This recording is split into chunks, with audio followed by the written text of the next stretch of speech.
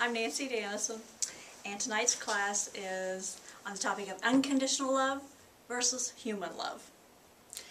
First we're going to talk about unconditional love and what it is and what it is not, and then human love and how that differs from unconditional love.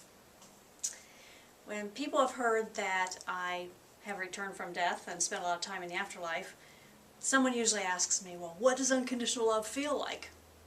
So I've tried to put into words, probably mostly lawyer-like words, but I've tried to put into words what unconditional love feels like, so that you know when you've experienced when you're in the body. And how do I know what it feels like? Because like other near-death experiencers, everyone who's ever been out of the body and gone into the light, that's, kind of the way near-death experiencers express getting into the afterlife. It's going into the light.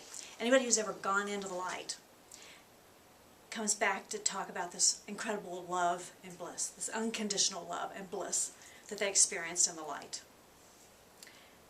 And I felt that too when I first went into the light. Most people, when they describe it, they say it's the most incredible, loving experience. They feel full of love. And when I experienced it, it was kind of like, it was almost as if I had turned into champagne and I was bubbling. Like my molecules were bubbling and love was going through my molecules and then coming back out from them. And when people describe that, they say it's the most incredible thing in the world. Well, it is. But it gets better. And if you haven't gone through a near-death experience or you haven't gone as far into it as I have, you don't know that. Later in my experience, I met 5 beings of light. And when I met them, the love that I felt coming from them was even stronger than that bliss when I first entered the light.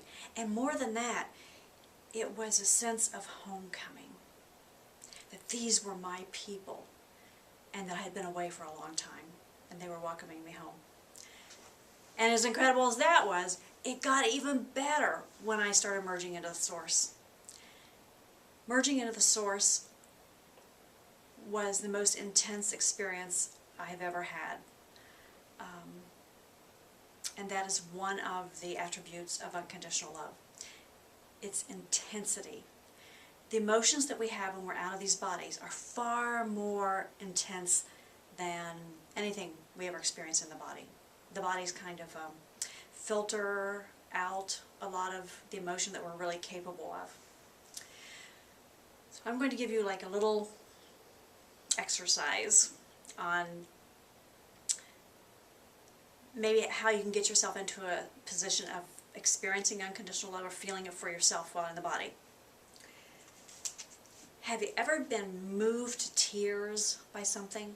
Like maybe by love or beauty or gratitude, or just had that feeling where you were just so moved that you literally cried? You know how strong and vibrant that is and how cleansing and all-consuming it can be?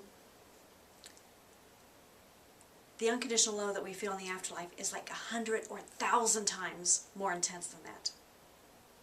So take that feeling and take away the tears and substitute joy.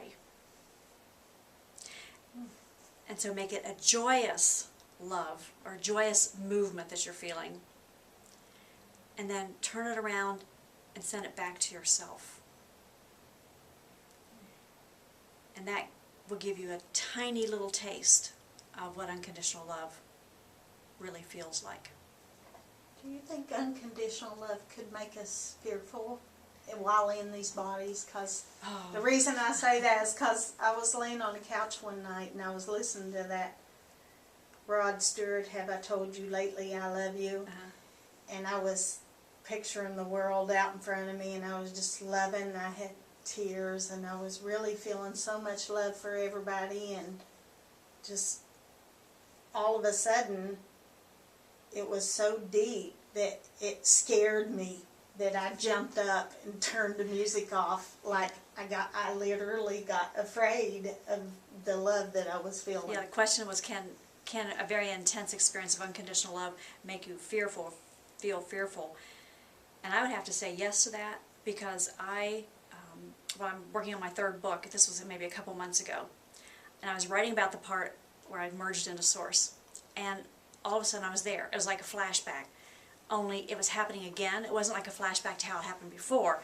It was a flashback to being there. And I felt that unconditional love. And it was so intense that it made me sick.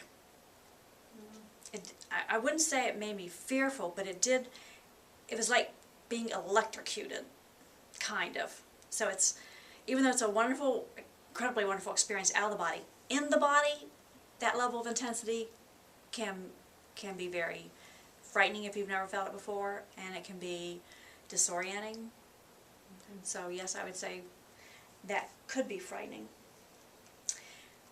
Okay, now looking back at the unconditional love, that intensity level of feeling so joyful that you're moved to tears, add to that a level of attraction.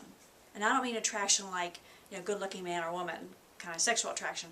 I mean attraction like a moth is attracted to a flame, or like iron filings are attracted to a magnet. Something that's completely irresistible, a compulsion or obsession. That is how we feel when we're drawn to the love of the Source. And the reason for that is because Source's love, or unconditional love, is not an emotion. It's not like anything humans feel. It's actually the words that we use to describe energy, Source's energy. And the closer we get to the Source, the more of that energy we feel, the more intense it gets, and the more attracted we are. So unconditional love is more of a sense of being drawn to a power source than it is a response to another being. Unconditional love has a third component, and that is complete lack of judgment. The Source does not judge. Humans judge. That is a characteristic that the Source built into human personalities, that it does not itself possess. Source does not judge us or anything else. It is incapable of judging. So unconditional really means no strings attached. No terms and conditions, no you've got to behave a certain way, there are no laws, there are no rules. It is impossible to offend the Source or to hurt it in any way. So unconditional is really something that cannot be experienced in human life except through the Source, or through the being of light, soul, the spirit within.